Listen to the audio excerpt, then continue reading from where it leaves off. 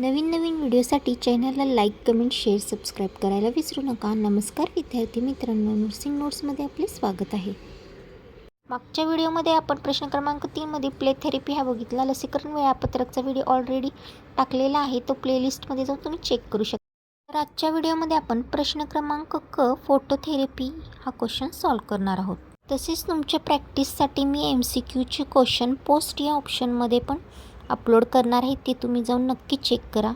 तसेच तुम्हाला next question paper कोणता सॉल्व्ह करून हवा आहे ते कमेंट करून मला नक्की सांगा. हा पिक्चर बघून तुम्हाला समजेल फोटोथेरपी नेमकी कशी दिली जाते, कसं बाळा लाईटीत ठेवलेलं आहे, कसं डोळ्यावर बाळाच्या पट्टी बांधलेली आहे. व्याख्या बघूयात. रक्तातील बिलिरुबिनची पातळी कमी करण्यासाठी निळ्या किंवा पांढऱ्या प्रकाशाचा वापर करून केला जाणारा उपचार म्हणजे फोटोथेरपी होय.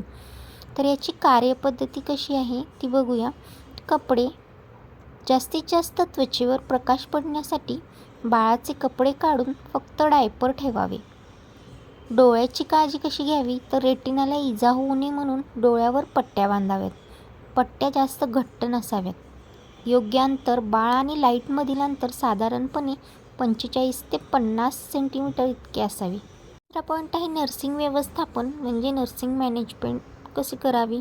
तर तापमान म्हणजे थर्मोरेग्युलेशन, हे बाळाचे तापमान दर 2 ते 4 तासांनी तपासावे. बाळाला अतिउष्ण किंवा थंडी वाजू नये म्हणून काळजी घ्यावी. पाणी पुरवठा, हायड्रेशन, फोटोथेरपीमुळे शरीरातील पाणी कमी होऊ शकते, म्हणून बाळाला दर 2 तासांनी स्तनपान म्हणजे ब्रेस्टफीडिंगसाठी द्यावे. पोझिशन बदलणे, शरीराच्या सर्व भागावर प्रकाश पडण्यासाठी दर 2 तासांनी बाळाची बाजू बदलावी, पाठीवर, पोटावर किंवा कुशीवर. चौथा पॉईंट आहे निरीक्षण आणि नोंदी, ऑब्झर्वेशन. त्वचेवर पुरळ किंवा कोरडेपणा येतो का ते पाहावे. मलमूत्र, लघवीचा रंग, शौचाचे स्वरूप तपासावे.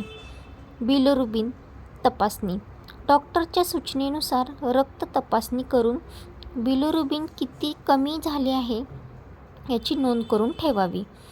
धोक्याच्या सूचना, वॉर्निंग साईन काय आहेत. जर बाळ दूध पित नसेल, तर खूप सुस्त वाटत असेल किंवा शरीराचे तापमान खूप वाढत असेल तर ताबडतोब वरिष्ठांना कळवावे.